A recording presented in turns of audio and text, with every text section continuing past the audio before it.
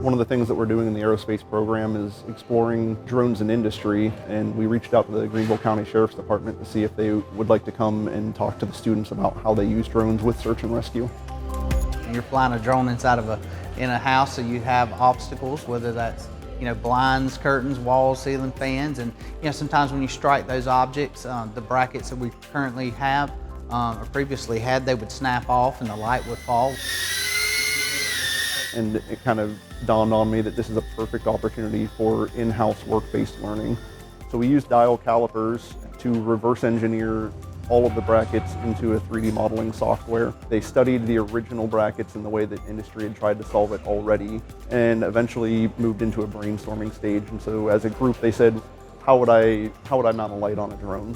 What's the best way to go about this?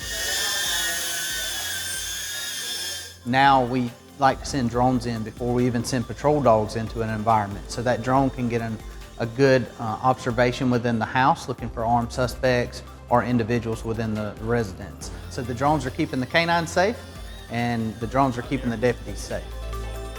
What we see today is the presentation of that finalized product, and each group has a unique solution to how do you mount a light to a drone in a way that's durable enough for police to use it for internal searches of a house.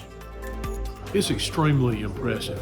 They've worked together in teams, taken a problem presented to them from the real world, developed a series of solutions to see what's the best fix for the problem that they're experiencing.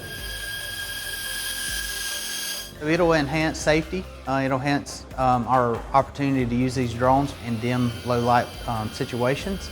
They end up making these brackets and putting them on a file where we can actually print them in-house and actually attach them to our equipment. They've done great work with designing these products, and whether we choose to use all of them or some of them today, even in the future, these are going to save lives.